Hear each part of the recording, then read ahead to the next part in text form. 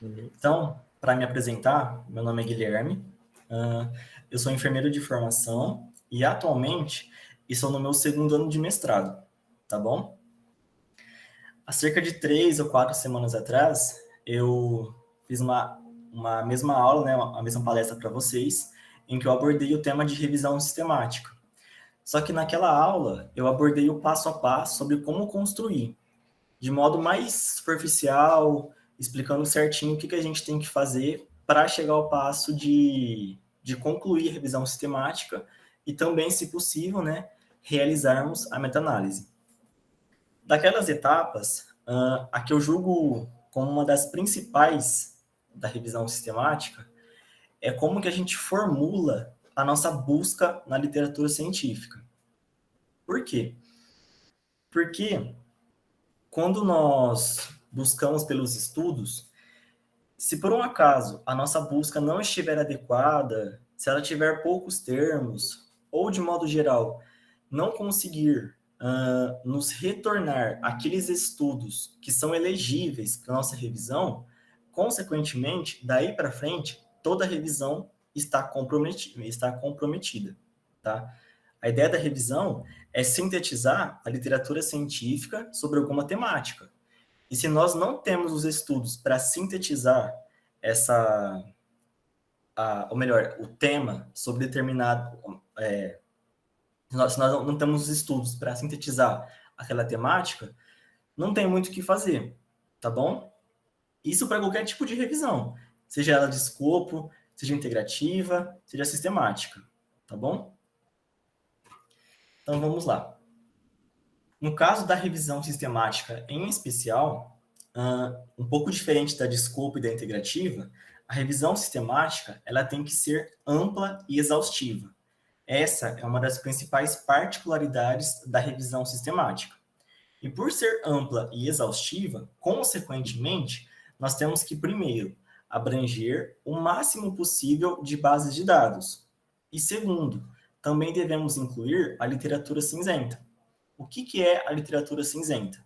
A literatura cinzenta ela pode ser os estudos publicados em periódicos que não estão indexados em bases de dados grandes, também pode ser os pré-prints, as teses e dissertações, e, inclusive, o que eu não concordo muito, os resumos publicados em anais de congresso. Tá? Aqui fica muito a critério do autor da revisão o que ele vai considerar como literatura cinzenta e o que ele vai incluir. Tá bom? O que eu chamo mais atenção aqui é para que a gente tenha muito bem alinhado o escopo da nossa revisão com quais bases de dados que serão trabalhadas. Então, por exemplo, eu não posso trabalhar uma temática da área da saúde e buscar em bases de dados da engenharia. Não tem lógica, não tem sentido isso, tá? Então a gente tem que ser muito coerente cada passo da revisão, inclusive a nossa busca nas bases de dados. E aqui eu trouxe algumas das principais bases de dados e bases de literatura cinzenta que nós trabalhamos. Nós temos a Medline, via portal da PubMed, nós temos a Web of Science, a Embase, a Europe PMC, a Sinal, Scopus, Lilacs, a Sport Discos, tá? O que eu recomendo é que nós trabalhemos com bases de dados que são mais gerais da ciência, como, por exemplo, a Scopus e também a Web of Science. E além dessas gerais, a gente também trabalha com alguma que é mais específica da nossa área.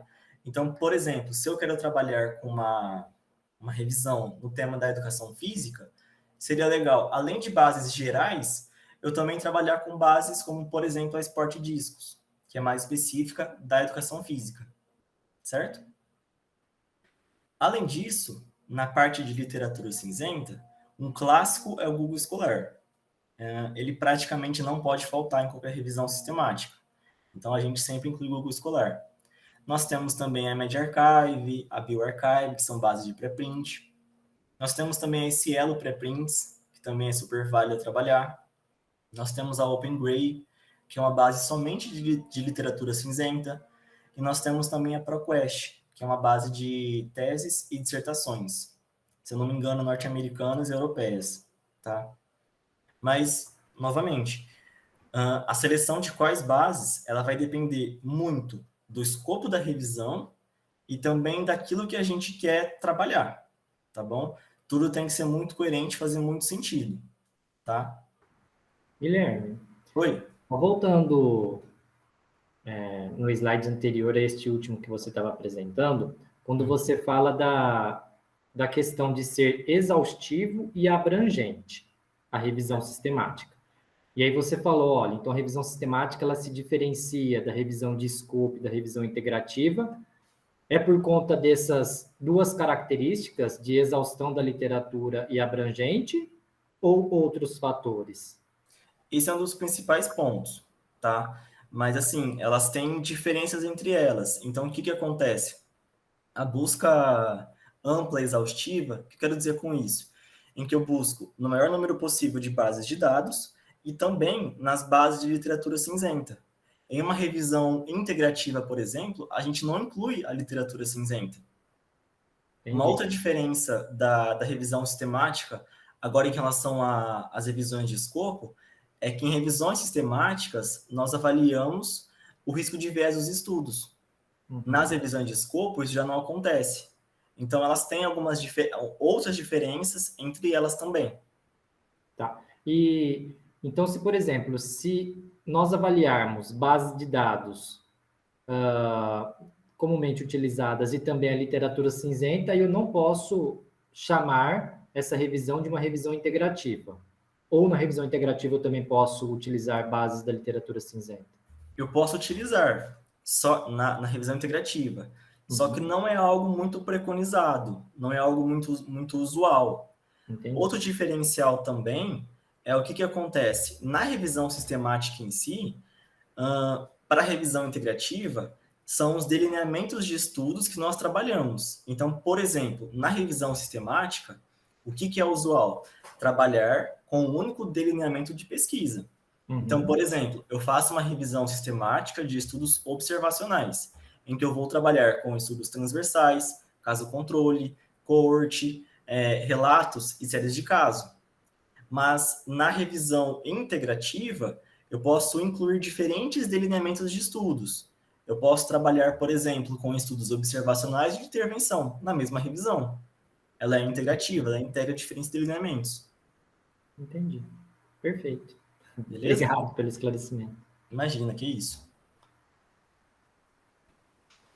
Continuando essa questão em relação às bases. Cada uma das bases de dados, elas têm esses... Deixa eu pegar aqui o cursor. Ela tem esses filtros que nós podemos selecionar, tá? Só que a gente deve evitar muito utilizar esses filtros. Por quê? Isso pode comprometer a reprodutibilidade da nossa revisão. Vamos supor que eu queira desenvolver uma revisão sistemática de estudos de intervenção. E aí, eu marco aqui Clinical Trial. O grande problema disso é que as bases de dados, algumas vezes, elas não incluem o adequado delineamento para cada revisão. Eu acredito que vocês já devem ter visto isso. Por exemplo, um artigo que diz que é review, lá em cima como delineamento, a base diz que é uma review, só que quando você vai abrir o trabalho, não tem nada de revisão ali. É um outro delineamento. Então, isso acontece. Se eu começar a utilizar muitos filtros nas bases de dados, isso pode comprometer realmente a minha revisão. Então, o ideal é não utilizar filtros nas bases de dados, tá?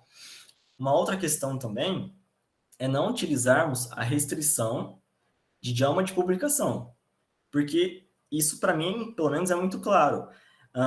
Utilizar somente português, espanhol ou inglês, para a gente, que é da América Latina, o pessoal utiliza muito. Só que isso não quer dizer que um estudo que foi publicado somente em alemão, francês ou algum outro idioma também não seja válido para eu incluir na minha revisão, tá? Principalmente agora na época de Covid, em que muitos artigos são publicados não somente no idioma inglês, por exemplo. E O último ponto que eu digo aqui em relação a restrições é de não utilizarmos a restrição do período de publicação dos estudos, a menos que isso faça sentido. Então, supondo que o tema da minha revisão tem relação com Covid, não faz sentido eu buscar de 2019 para trás, e sim para frente. Então, nesse caso, é algo totalmente justificável e eu posso sim fazer. Mas em outras situações, eu não recomendo nem a questão dos filtros e nem mesmo a questão de idioma e período de publicação dos estudos, tá bom? Agora partindo para a questão de como estruturar a busca em si. Aqui eu já queria afirmar para vocês que não tem uma receita clássica para a gente seguir e, consequentemente, ter uma boa busca em cada base de dados, tá? Aqui é um jogo muito de tentativa e erro. A gente monta as buscas, aplica nas bases, verifica quais artigos que nós temos de retorno. E com isso a gente vê se está adequada ou se não está adequada. Se estiver adequada, tudo bem.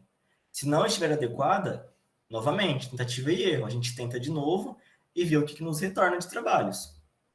Mas para isso, a gente tem que ter como premissa básica como é que esses artigos são recuperados.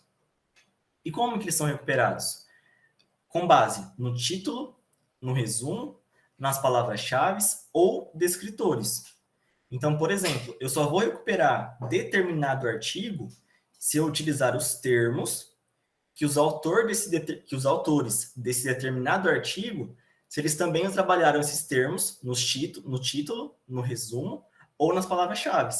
Caso contrário, é impossível recuperar, tá? Então, por essa razão, em cada base de dados, antes de aplicarmos a busca, tá? Nesse campo, nós temos que verificar nos campos de busca o que está selecionado. Então, por exemplo, na Web of Science, a gente sempre verifica os campos, pesquisa aqui em tópico e verifica se está marcado título, resumo e palavras-chave. Isso para cada uma das bases. Então, por exemplo, a Scopus, título, abstrato e keywords, a Embase, título, abstratos e keywords, tá bom? Porque se a gente pesquisar de formas diferentes em cada uma das bases, também acaba ficando uma revisão viesada, tá? A gente tem que ter o mesmo critério de seleção em cada base de dados. A gente não pode, de repente, colocar all fields, que iria todos os campos possíveis, em nossas buscas, né? Ou melhor, na Embase all fields e na Scopus título, resumo e abstrato. A menos, claro, que eu relate isso no método, tá bom? Tem uma pergunta aqui, Guilherme, Leonardo. Tá. Ô Guilherme, Oi. eu queria fazer uma pergunta nesse sentido, que é assim, às vezes não diferenciar quais essas premissas na hora da busca, né? Mas, por exemplo, quando a gente vai procurar, principalmente na literatura cinzenta, o Google acadêmico, às vezes a gente coloca a estratégia de busca e vem lá 47, 48 mil estudos, sendo que lá na PubMed, na Embase, eram 400, 500. Uhum. Como que a gente faz quando acontece isso? Então, nessas bases de literatura cinzenta, principalmente o Google Escolar, o que a gente faz? A gente não pode trabalhar com 40 mil artigos, né? É muito inviável. Isso só vai dificultar a revisão. Então, o que a gente faz? A gente estabelece um N de quantos artigos que nós vamos recuperar nas bases de literatura cinzenta. Então, por exemplo, a MediArchive, a bioRxiv, geralmente recupera poucos estudos.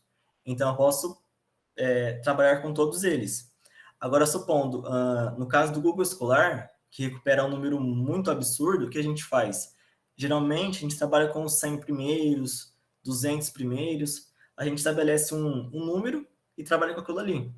E a gente define se vai ser por ordem de relevância, que tem esse filtro no Google Escolar, ou então por ordem de publicação, tá? A gente define isso e a gente escreve isso no método. Perfeito. Obrigado por esclarecer. Imagina, que é isso.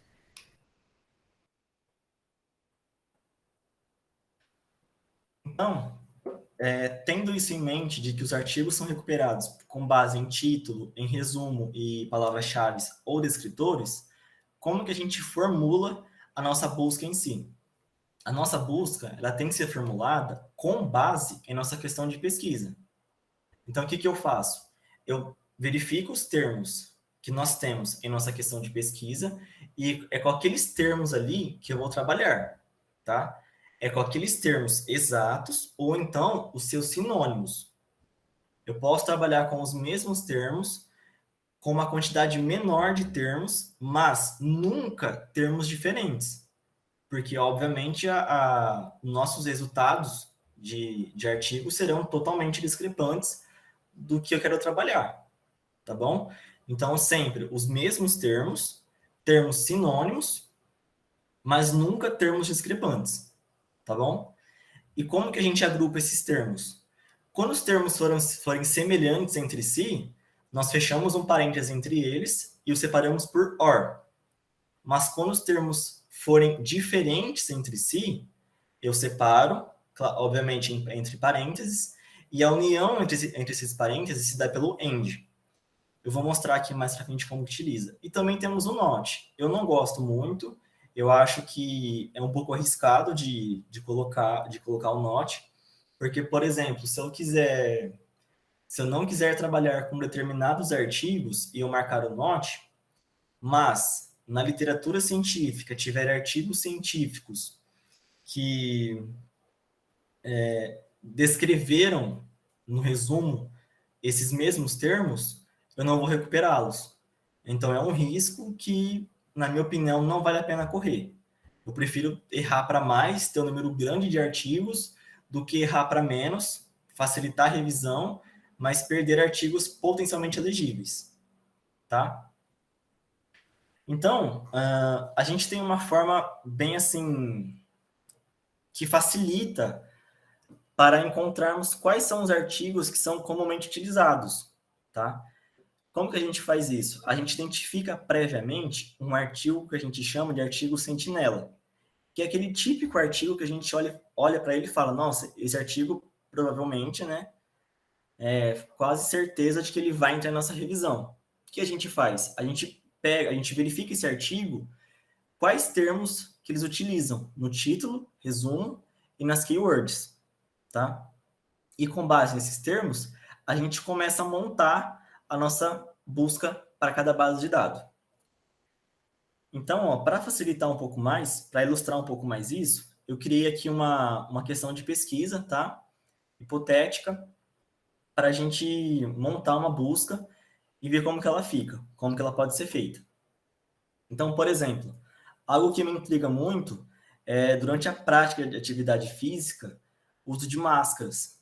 Na minha opinião, sempre que eu faço isso, me atrapalha bastante, né? Mas na situação de Covid hoje em dia, não tem outra saída. Então, o que eu fiz? Eu criei essa questão de pesquisa, bem hipotética. Na população, eu coloquei indivíduos que praticam atividade física regularmente. Na exposição, eu coloquei uso de máscara facial durante a prática de atividade física. Como comparador, a prática de atividade física sem qualquer tipo de máscara facial. E como desfecho, o desempenho da atividade física. Com isso, com essa estrutura PECO, eu perguntei se, durante a prática de atividade física, o uso de máscara facial afeta o desempenho, tá? E aí, o que eu fiz? Na PubMed, ela é caracterizada, entre aspas, como uma base mãe, a principal base que a gente trabalha na área da saúde, eu fiz uma busca bem simplista, em que eu peguei esses termos, como, por exemplo, máscara, e os termos de atividade física, que eu substituí por exercício. Então, eu pesquisei masks and exercise. E com isso, eu encontrei artigos sentinelas, digamos assim, que logo de cara eu percebo que são, para mim, elegíveis. E eu percebi que, realmente, eles trabalham com esses termos, máscaras e exercício. Achei também um outro artigo que trabalha com termos diferentes, como, por exemplo, máscaras faciais, exercício, performance, e também atividade física. Então, com base nesses termos aqui, eu já percebi que artigos que para mim seriam muito elegíveis, eles utilizam esses termos no título, no resumo e nas keywords. Com isso, esses termos vão ser a base para eu começar a construir a minha busca. Então, o que eu faço? A PubMed, ela tem um vocabulário próprio, que chama MESH. Então, o que eu faço? Eu peguei esse termo, exercise, exercício, e pesquisei no MESH. Eu consigo verificar aqui em cima qual que é a definição de exercício para essa base de dados. Se eu fizer a leitura disso daqui e eu perceber que, para mim, está de acordo com o que eu considero como exercício, então, ok, eu posso seguir em frente, eu posso trabalhar com esse termo. Então, o que eu percebo? Exercício é um vocabulário controlado da PubMed, tá? Então, eu vou aplicar na minha busca como se ele fosse MESH, tá? E aqui embaixo, eu tenho alguns sinônimos para o termo exercício. Então, por exemplo, eu tenho exercícios no plural, eu tenho atividade física, tá? Eu tenho exercícios agudos, eu tenho exercícios isométricos, eu vou selecionar aquilo que, para mim, eu acho que funciona, tá? Eu acho que cabe na minha revisão. Eu posso trabalhar de modo mais geral, exercícios, ou mais específico, como, por exemplo, exercício isométrico, exercício aeróbico, ou também com os dois, tanto geral como também específico, tá? Isso vai ficar ao meu critério, ao que eu considero como elegível para minha revisão. Então, vamos lá. Nesse caso aqui, ó, na minha opinião, exercícios funciona, atividade física funciona. Agora, olha esse daqui, atividades, vírgula, física. É muito claro, é muito óbvio que nenhum artigo vai trabalhar dessa forma, vai escrever isso. Então, isso aqui não vai servir para mim, esse sinônimo. A mesma coisa de baixo, atividade, vírgula, física. Também não dá muito certo. Teria que ser esse termo aqui, ó, atividades físicas. O quinto termo, é que eu estou com um probleminha no cursor aqui. O quinto termo, atividades físicas, dá certo, tá? Então, não é simplesmente verificar o termo MESH, ver a definição e aplicar todos os sinônimos também na busca. Eu tenho que verificar quais sinônimos aqui se encaixam na minha busca, tá bom? Olha só, máscaras. Ele me deu aqui a definição de máscaras, me mostrou que é como se fosse um vocabulário próprio da base, e me deu como sinônimo somente máscara, no singular. Também vou utilizar. Outro termo para máscara, que aqui não veio nos artigos Sentinelas, mas que eu já conheço, são as máscaras N95. Ele me dá aqui a definição e me dá aqui termos que eu poderia utilizar como sinônimos. Então, por exemplo, N95 respirador funciona. Mas olha só, respirador, vírgula, N95 não tem razão alguma para eu colocar na minha busca. Nenhum artigo vai trabalhar dessa forma, tá bom? Então, com isso, eu vou verificando os termos que são mais usuais, verifico se são mesh ou não, e verifico os termos que ele me dá como sinônimo. E com isso, eu vou construindo a minha busca nas bases de dados. Lembra que eu falei que o ideal é sempre trabalhar com base na questão de pesquisa? Eu trabalhei como uma forma de estruturar a minha questão de pesquisa da forma PECO. Então, o que eu faço? O meu P era indivíduos que praticavam atividade física regularmente. Sinônimos que eu considerei como atividade física seriam exercício, seria exercício físico, exercício regular, atividade física, treinamento físico, treinamento. Como são totalmente sinônimos, eu fecho eles dentro de um único parênteses, tá? E os separo pelo OR. Porque eu posso encontrar um artigo que tenha tanto exercício como também, né, ou treinamento. Para mim é a mesma coisa. Para mim é elegível igual, tá? Agora, em relação à exposição, o que eu pensei? Oi? Só uma pergunta aqui, algo que eu fico confuso realmente. Então, por exemplo, nesse P, aí você tem o primeiro termo, que é um mesh, E aí você tem um segundo termo que você coloca or.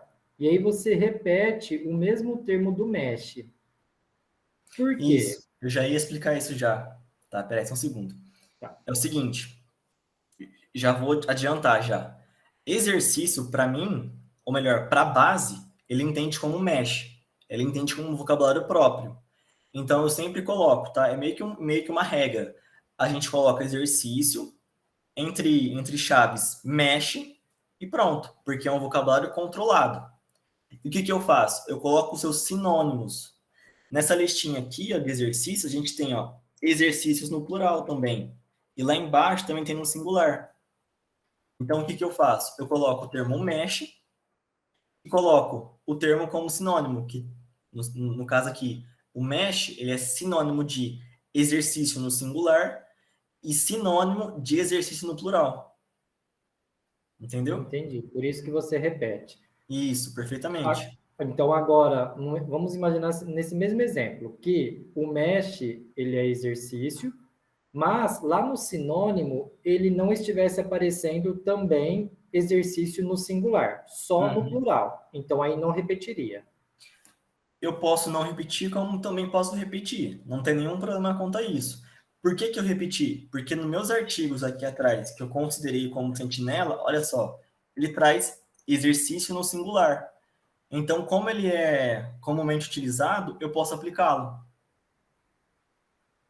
Agora, se, por exemplo, se de repente a base não entendesse exercício no singular, a própria base já ia me sinalizar. Ela ia marcar assim como exercício não encontrado.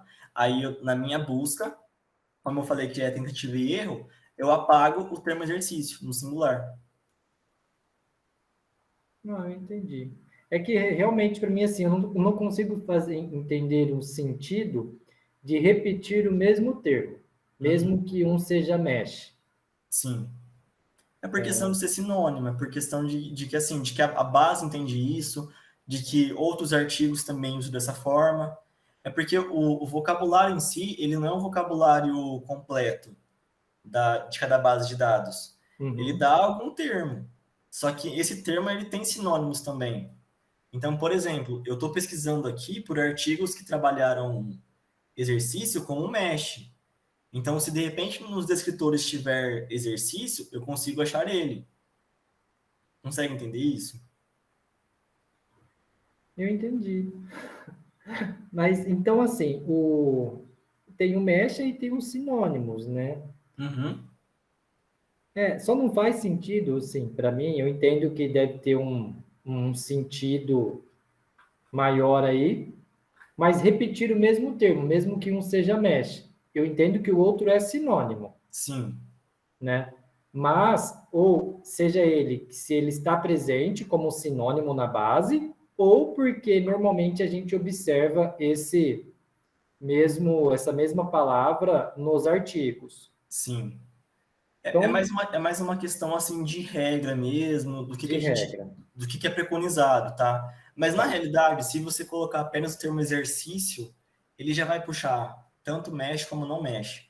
entendi. Então É tá, mais era uma essa a minha questão dúvida realmente. de Se às quando a vezes eu gente não repetir. for submeter para a revista, os avaliadores verificarem e perceberem que você trabalhou também como com mesh e não somente como keywords, Entendi. tá bom? Certinho. Obrigado, Miriam. É mais questão metodológica mesmo. Uhum. Em relação à exposição, que eu pensei na minha questão de pesquisa, uso de máscaras. Então, eu posso pôr máscaras como mesh, máscaras, ou melhor, máscara no singular, máscaras no plural, e outros termos também que a gente trabalha com máscaras, como, por exemplo, máscara facial, máscara de algodão, entre outros. Eu vou explicar algo daqui a pouco já, vocês vão entender melhor. No comparador, eu não coloquei nada, porque o meu comparador seria não usar máscaras. Se eu colocasse aqui not mask como comparador e aplicasse na base de dados, ia causar uma confusão na base de dados. Por quê? Eu estou pedindo para colocar máscara, mas estou pedindo para não colocar máscara. Então, consequentemente, a gente teria um erro na busca.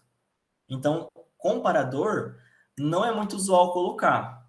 tá? A menos que eu fosse comparar, por exemplo, máscara de algodão versus, no comparador, máscara N95. Aí sim faz sentido, porque eu tenho que ter no mesmo artigo, nesse caso, máscara de algodão versus a máscara N95. O resumo dos artigos tem que me dar isso, que comparou as máscaras. Mas nesse caso, como eu quero usar máscaras ou não usar máscaras, não tem por que eu colocar no comparador not mask. E é só complicar minha busca mais ainda. E em relação ao desfecho, eu percebi que é muito usual o termo performance. Quando eu pesquiso performance no Mesh, ele me dá Physical Functional Performance.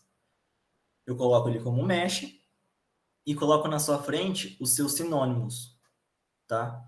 Vou verificando quais termos que poderiam ser utilizados, de acordo com as definições, e também os sinônimos.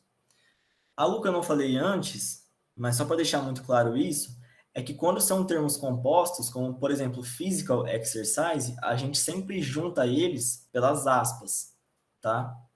Nunca separado. Exercise, que é um termo simples, não tem que ter aspas, mas physical exercise tem que ter sim, tá bom? E o mesh, sempre entre chaves. O que eu ia explicar agora mais para frente é o seguinte, aqui é uma busca mais detalhada, em que eu coloquei diferentes formas de trabalhar exercício. Só que é muito claro de que se eu pesquisar, como eu acabei de falar para o André, se eu pesquisar apenas exercício, a base também vai me retornar physical exercise. Ou então regular exercise. Então, somente o termo exercise, para mim, já é suficiente. Eu posso resumir essa busca muito grande para uma busca menor. A mesma coisa em relação a máscaras. Se eu colocar apenas máscara, já vai a minha busca já vai puxar máscaras faciais, ou máscaras de algodão, ou máscaras cirúrgicas. Então, eu consigo resumir toda essa busca para isso daqui. Fica visualmente melhor e fica visualmente mais fácil também de compreender, tá? E lembrando que quando são termos, deixa eu só pegar o cursor aqui novamente. Quando são termos semelhantes, eu separo por OR, tá? Máscaras, OR FFP, OR N95. Mas quando são jogos de termos distintos, então exercício e máscara e performance, eu junto esses termos pelo AND. Então ficaria esse jogo de termos, AND, esse jogo de termos, AND, esse jogo de termos. Tá bom? Uhum. E aí, Guilherme, o Leonardo tem uma dúvida. Claro. Oi, Guilherme. A minha pergunta é nesse sentido. Tem alguma coisa assim que, pelo menos eu queria ouvir a sua opinião, se você é a favor ou contra de truncar termo? De truncar termo? Isso. Olha, para ser muito sincero, eu não gosto. Eu prefiro apresentar o termo como ele é mesmo, as diferentes formas que ele me dá, mas assim, eu não gosto. Eu já fiz isso antes, já consegui publicação de artigo em que eu trunquei os termos da minha revisão, mas assim, conforme eu fui aprendendo, hoje em dia eu não gosto muito. Eu acho que é um risco que não vale muito a pena. Eu acho mais fácil errar para mais do que para menos. Dá um trabalho maior colocar dessa forma? Dá. Mas a chance de acerto ela é muito maior do que se a gente truncar os termos. Certo. Explica para a gente aí o truncar termos, Guilherme, por favor.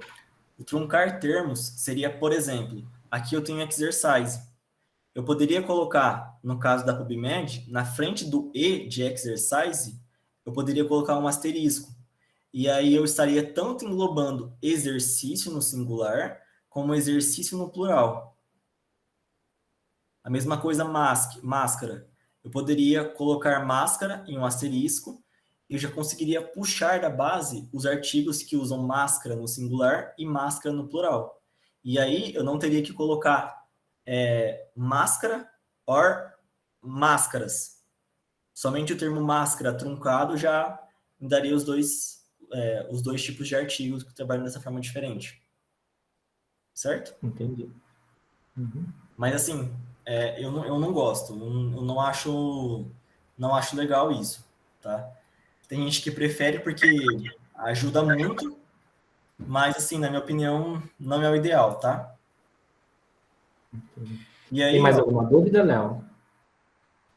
Não, pode seguir, Guilherme. Obrigado. beleza. E aqui, ó, só para mostrar para vocês, a busca detalhada e a busca resumida, quando eu aplico ela na PubMed, ela nos dá a mesma quantidade de artigos. Aqui detalhada, cerca de 3.000 estudos, e aqui resumida, cerca de 3.000 estudos também, a mesma quantidade. Ou seja, eu não tive nenhum prejuízo em resumir máscaras faciais por máscaras, tá? Fica muito a critério do autor. Ele pode apresentar isso dessa forma, como também dessa forma. Não tem nenhum problema. Desde que, quando a gente busca de forma detalhada e de forma resumida, a quantidade de artigos recuperados seja a mesma. Tá bom? Uma outra forma de eu trabalhar também seria fazer o quê? Antes, eu apresentei termos para o P, que seriam exercícios, termos para o E, que seriam máscaras, e termos para o O, que são os desfechos de performance. Eu posso fazer um pouco diferente. Eu posso apresentar na minha busca, trabalhar somente com termos para o P e o E, que seriam exercícios e máscaras. É a mesma coisa, tanto em relação à parte detalhada, como também à parte resumida. Só que, como eu não especifiquei o desfecho que eu quero, quando eu aplico as buscas na base da PubMed, olha a quantidade que eu recupero. 9.000 artigos. É um número grande. Então, a gente tem que pôr na balança aquilo que a gente quer fazer. Por quê? Quando a gente faz a busca, que é literalmente um jogo de tentativa e erro, a gente pode ter duas situações que são adversas. Quando eu coloco muitos termos na busca, ela fica mais restrita, que é o que aconteceu aqui.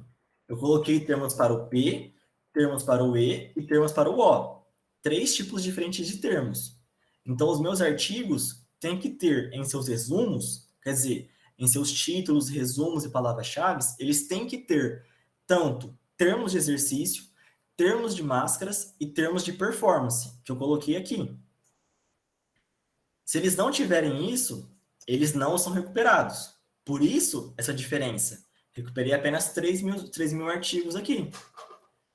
Consegui recuperar menos estudos. Pode ser que eu tenha perdido artigos potencialmente elegíveis. Agora, a segunda situação adversa é quando eu coloco poucos itens na minha busca. E, consequentemente, ela fica mais ampla. Eu tenho mais artigos identificados. Olha só aqui o exemplo. Aqui eu coloco somente termos para P e E. Termos de exercício e termos de máscara. Eu não coloquei termos de desfecho. Então, nesse caso, eu quero artigos que tragam somente exercício e somente máscara. Ele não tem que ter também termos de performance. Por isso, dessa diferença, para 9.000 artigos. Então, a situação 1 é quando eu tenho muitos termos na busca e ela fica mais restrita. Eu posso perder artigos potencialmente elegíveis. A situação 2 é quando eu tenho poucos itens na busca, ela fica mais ampla e aí eu posso ter um pouco mais de dificuldade e, de repente, pela grande quantidade de artigos, também inviabilizar a minha revisão, tá? Então, a gente sempre faz um balanço, né? Se a quantidade de artigos encontrados, se ela é adequada ou não, quantas pessoas que eu tenho na minha equipe de revisão que eu vou poder contar para me ajudar, tá? Porque, assim, 9.000 artigos dá muito trabalho. A busca, ela tem sim que ser muito ampla. Ela tem que me dar uma quantidade boa de artigos para eu analisar. Mas, ao mesmo tempo, ela também tem que ser bem direcionada. Não basta ser ampla e me retornar artigos que não tem nada a ver com o que eu quero pesquisar. Vai ser apenas menos trabalho. Então, ela tem que ser ampla, mas também tem que ser bem direcionada. Ela tem que me retornar muitos artigos do tema que eu quero trabalhar, tá bom? Isso tem que ser muito claro. O que eu recomendo fazer?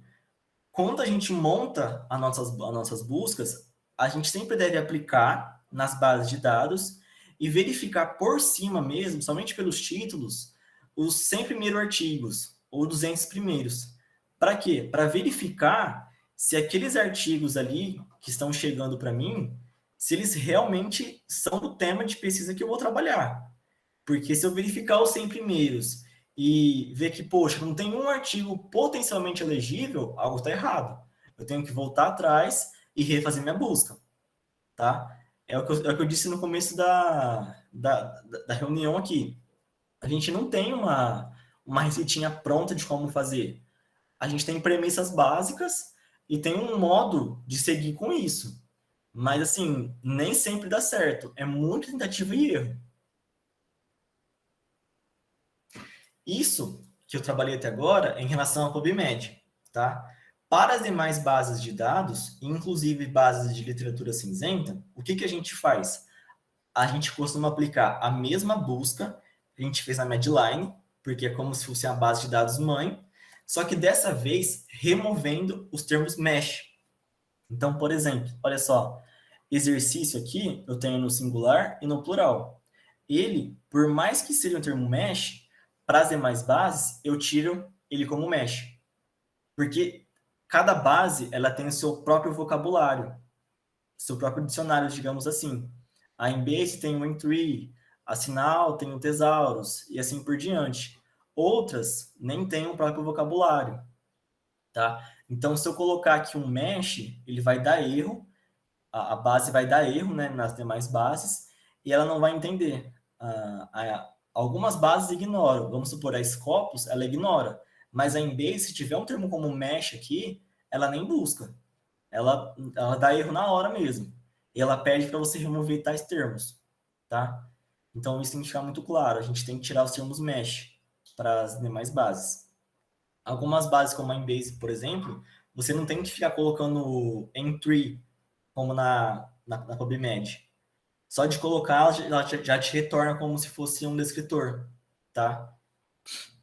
E uma outra questão também é a gente adequar os termos para cada base.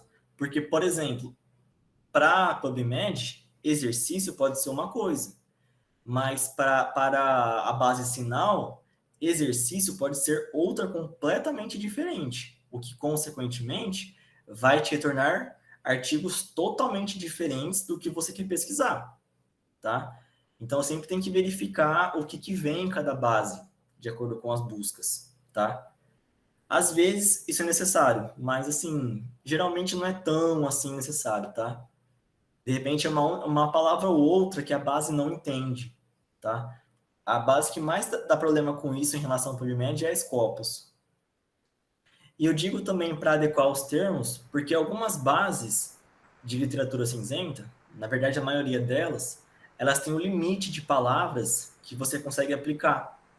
Então, o que você faz? Você tem que selecionar para sua busca nas bases do Google Escolar, da MediArchive, aqueles termos que realmente não podem faltar. Então, o que acontece? Nesse caso aqui, eu poderia trabalhar, vamos supor, com exercício, end máscara, end performance, e só. Porque se eu tentar copiar isso aqui tudo e colar no Google Escolar, não vai dar certo. Ele até vai buscar, só que ele vai cortar a sua busca e vai quebrar totalmente essa busca aqui. E vai te dar artigos diferentes, tá? Guilherme, Oi? então, uma base que ela tem o seu vocabulário próprio, aí eu não tenho que fazer como é feito lá no PubMed. Colocar o vocabulário próprio dela lá no início, que seria o termo mesh, e depois dar sequência com os sinônimos dela. Isso. Você até pode colocar, por exemplo, na Embase, o vocabulário próprio e marcar lá como entry. Mas não é tão necessário assim, tá? A mesma coisa em relação a sinal, que tem o Thesaurus. Geralmente você consegue ver a definição do que é para aquela base, aquele termo específico, mas não é tão usual a gente colocar. A gente coloca mais na PubMed mesmo. Ela tem essa particularidade. O pessoal de revisão gosta muito que a gente coloca mesh na PubMed. Mas nas demais bases, pelo menos comigo, nunca foi cobrado. Uhum.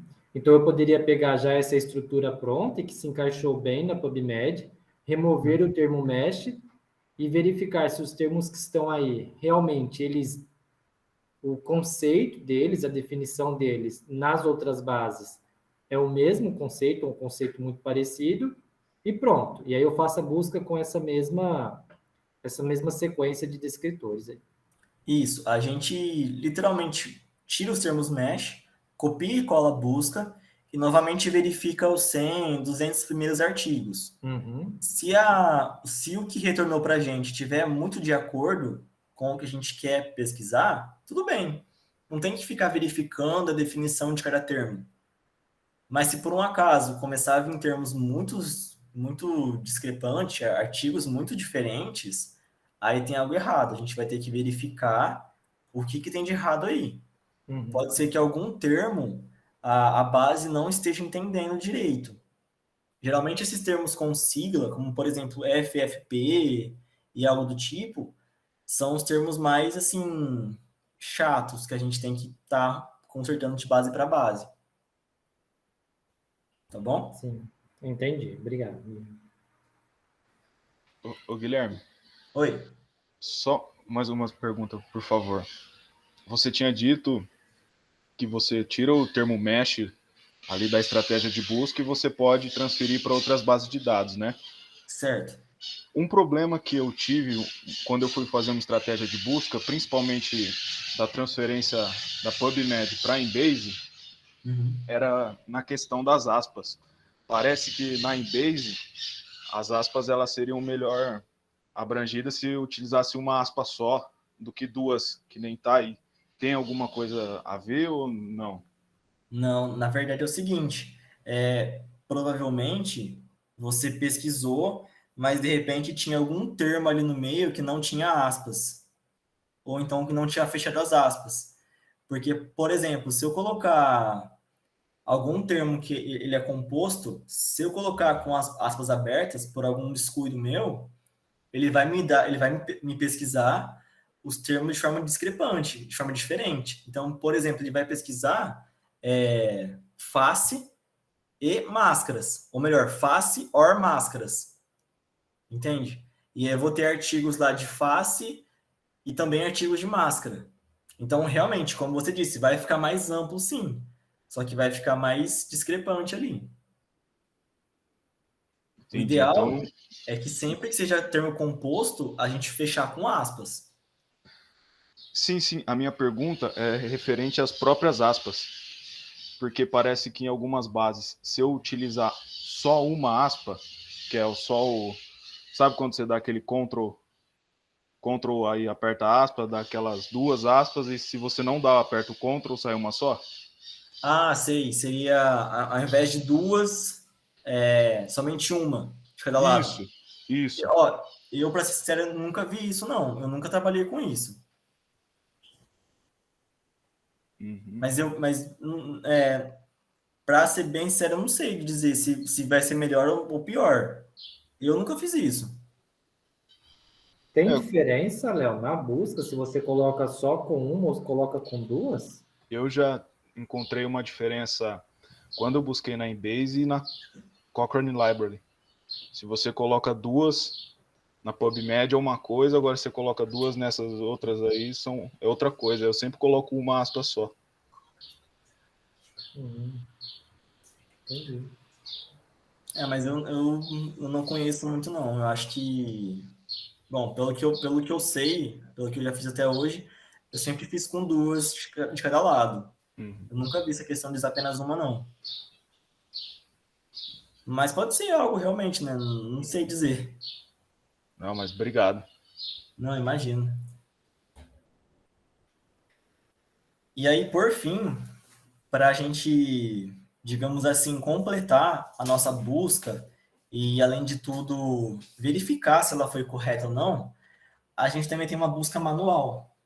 Então, o que acontece? Depois que a gente aplicou as buscas nas bases de dados, criamos os arquivos de exportação, retiramos as duplicações entre as bases de dados e, por fim, selecionamos os artigos, o que acontece? Nós vamos ter, sei lá, cerca de 10 artigos elegíveis.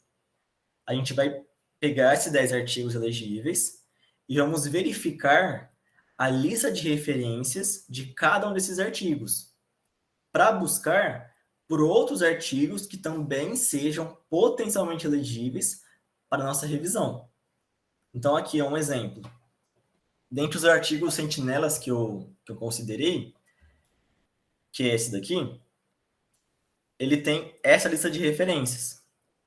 Eu vou verificar cada um dos artigos que ele cita, pode ser por título, ou então título e resumo também, caso tenha dúvida, e vou buscar por outros artigos que também possam ser incluídos na minha revisão. Nesse caso aqui, ó, logo de cara, eu já achei 2 artigos que eu poderia incluir. Eles já podem ter sido incluídos na minha análise, ou pode ser que eu não tenha encontrado eles. E aí, se eu encontrei eles aqui, eu posso incluir. O que acontece nesse caso é que aqui, nesse ponto, a gente tem a noção de se a nossa busca lá foi bem feita ou não. Vamos supor que eu selecionei 10 artigos para minha revisão. E nas listas de referências, eu selecionei 20 artigos. Obviamente que a minha busca nas bases de dados está errada. Por quê? Eu encontrei mais artigos nas referências do que nas buscas. Então, assim, não tem muito sentido isso. Entende? Essa seleção por referências, ela tem que me dar poucos artigos. É só aqueles artigos que utilizam termos que não são comumente utilizados. É um termo muito diferente que eu realmente, pela busca, jamais ia encontrar, tá? Ou uma combinação que não daria para encontrar. Então, aqui tem que ser poucos artigos encontrados. Se eu encontrei poucos artigos ou menos artigos que eu já selecionei, tudo bem. A busca está ok. Foi um achado. Mas se por um acaso tiver muitos trabalhos aqui que eu não identifiquei anteriormente pela minha busca, aí tem um erro grave aí e eu vou ter que reiniciar toda a minha busca. Tá bom? Guilherme, o Márcio tem uma dúvida aqui. Pode falar. Ô, Guilherme, boa tarde. Boa tarde. Você praticamente respondeu essa... quase respondeu. É que é o seguinte, eu não lembro de ter pegado numa revisão que citou que fez isso. Uma revisão de literatura que citou, que pegou, sei lá, 10 artigos, e aí olhou na lista de referência para adicionar mais artigos. Isso é comum e quando isso acontece, normalmente o pessoal fala sobre isso na revisão? Essa é uma etapa que, assim, não é muito comum, realmente, mas é uma etapa que ela pode ser tanto boa para a gente conseguir novos artigos para compor a amostra final da revisão, porque, como é uma síntese, quanto mais artigos elegíveis, melhor. E, além de tudo, também é uma etapa confirmatória. Com isso aqui, eu consigo confirmar totalmente se a revisão foi bem conduzida ou não, tá? Pelo Prisma, eu acho que você já deve ter visto. A gente tem um lado do Prisma que é apenas para a base de dados. Ainda mais que ele foi atualizado, acho que ano passado ou esse ano, tá? Um lado é só para a base de dados. O outro lado são referências adicionais, em que entram a literatura cinzenta e, inclusive, essa parte de lista de referências. Então, acho que pelo que acontece pelo Prisma, eu acho que você já viu. No Prisma em si comum, tem a parte que sai. Então, ó, por exemplo, excluímos 100 artigos por título e resumo. Excluímos mais 50 artigos para análise na íntegra. Mas tem uma parte que ela entra no Prisma. Essa parte que entra, ela se refere às listas de referências e também à parte de literatura cinzenta. Isso pelo Prisma novo, tá? Que é 2020 e 2021. Beleza? Certo. Beleza, obrigado. Mais alguma dúvida? Pode seguir. É que acabou já. Ah, tá. Então aproveitando, Pode falar. Guilherme, Não, você falou que não tinha mais dúvida, Márcio. assim, é que eu vi agora, eu vi uma pessoa, na verdade, apresentando, né, mas eu não sei, eu não cheguei a ver isso. Se eu vi, eu não lembro se eu vi em alguma revisão. é que o pessoal, eles assinam, sabe aquela correspondência do Google Acadêmico? Que quando chega, quando é publicado algum artigo que fala sobre tal escritor, aí cai no seu e-mail uma lista com aqueles artigos. Você chegou a ver isso? Você chegou a ver alguma coisa sobre isso? Eu não consegui ouvir direito. Aqui acho que está um pouquinho barulhento. Eu vou tentar escrever, pode ir tirando a dúvida do restante do pessoal. Tá bom. O que ele perguntou, Guilherme, ele viu que existe uma possibilidade da pessoa fazer um cadastro no Google Acadêmico, algo no sentido, em que quando é publicado um artigo, ele recebe por e-mail aquela correspondência. Olha, foi publicado um artigo sobre determinado tema. Uhum. É isso, né, Márcio? É isso. É isso mesmo. Aí ele perguntou se queria você ver sabe como faz, como que acontece isso. Ele quer saber se é algo válido a gente fazer isso ou como que faz para cada base de dados. Não, se no caso, se eu fizer isso para fazer uma revisão de literatura, se é válido, se pode entrar no método, o número de artigos que eu recebi nesse cadastro e quantos artigos que entraram na revisão. Ah, tá, entendi. O que acontece, ó? O usual que o pessoal faz é geralmente conduzir a revisão e aí depois de feita, geralmente as pessoas elas atualizam a busca. Então, por exemplo, supondo que anteriormente, ou melhor, que eu comecei a minha revisão em janeiro, já estamos em outubro. É muito provável que novos artigos, inclusive elegíveis, já tenham entrado nas bases de dados. Então, seria muito válido atualizar a busca, tá? Eu compararia os artigos de agora com os de antes, né? Tiraria as duplicações entre eles e analisaria somente os novos artigos. Essa questão da gente criar esses alertas nas bases de dados, ou também no Google Scholar, né, que é a literatura cinzenta, ela pode ser feita assim. A gente escreve no método que a gente fez isso e bola para frente. Mas não é muito usual, tá? Eu, por exemplo, na minha dissertação agora, eu quero fazer isso sim. Eu não vou atualizar a busca sempre. Então, o que eu vou fazer? Eu já tenho a busca pronta de meses passados e eu já criei alertas para cada uma das bases de dados. E sempre que chega um alerta para mim no meu e-mail de cada base de dados, eu verifico os artigos que entraram novos. Se eles são elegíveis, eu incluo. Se não são elegíveis, eu deixo para lá, tá? Então, assim, não é muito usual. Geralmente o pessoal atualiza as buscas. Faz um antes e um depois, né? E coloca a data final, no caso. Por mais que eu tenha pesquisado em janeiro e eu atualizei a busca agora em outubro, eu ponho a data de outubro, certo? Em outubro tinham tantos artigos, tantos eram elegíveis, né? Mas, assim, essa questão de base não é muito usual, não, tá? Pode fazer, mas não é muito usual.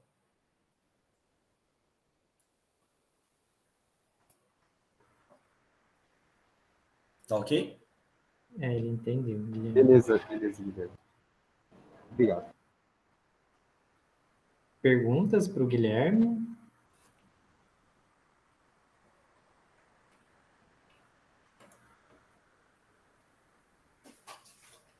Não? Todo mundo entendeu tudo, Guilherme. Beleza, que bom. Espero que sim. Vai ficando mais não fácil, né? Porque realmente é algo trabalhoso, mas mais compreensível, né? Quando a gente vai retomando essas informações aí durante o tempo, né? Em como se constrói, como elabora aí os descritores. Muito A bom, realidade é que Guilherme. assim, a gente só aprende fazendo mesmo, né? É algo muito mecânico. Então, se não pegar para fazer, não tem como aprender realmente. Uhum. Muito bem. Mais perguntas para o Guilherme? Não? O pessoal já foi te perguntando, né, Guilherme, durante o período, né? Bom, eu também não tenho, já esclareceu minhas dúvidas, tá, Guilherme? Então, Beleza. novamente, a gente agradece muito a sua participação. Parabéns Eu que pela sua agradeço. didática, por você ser muito claro, calmo, e ir pontuando realmente todos os itens ali. Muito Então, obrigado. hoje, Guilherme, foi, acho que mais um ponto, né, aí dessa estrutura da revisão. E aí, assim, a gente vai construindo tudo o que precisa para a revisão realmente, né? A Letícia, ela veio aqui, ela explicou para nós sobre o risco de viés, você veio, deu uma abordagem geral lá sobre a revisão sistemática, agora foi sobre os descritores, né? E aí, consequentemente, sobre a pergunta. Depois, eu acho que é o processo seria mais a sistematização, né? Sistemas, né? Seja lá do EndNote, do Ryan, e aí seria mais algo nesse sentido, realmente, né? Uma sugestão assim que eu faço é que talvez a ordem que a gente trabalhou foi um pouco assim inversa, né? Foi. Eu acho que o ideal seria primeiro o apanhado geral das etapas, de como que a gente desenvolve, e aí vir trabalhando etapa por etapa. Então ficou um pouco ao contrário, né? Mas acho que Ficou. fica claro. Acho que se pegar as gravações e verificar na ordem correta, consegue entender como que a gente procede, sim. Uhum. Muito bem, Guilherme. Novamente, muito obrigado, viu? Depois a gente Imagina, que isso. encaminha o certificado para você Ah, claro. de capacitação, tá? Tá joia. E a gente conta com você, tá bom, Guilherme? Muito obrigado. E conta com a gente também, tá? Tem uma ideia de revisão agora aí, se quiser desenvolver. Exatamente, já está aí na agulha, né? Já está mais simplificado, né? Os descritores já estão ali, né? Tem que só É, lapidar um pouquinho, né? Se for quase necessário. pronto. Só lapidar mesmo. Uhum. Muito bem, então, Guilherme, muito obrigado, viu? Um Muito obrigado. abração e a gente se encontra muito em breve. Um grande abraço.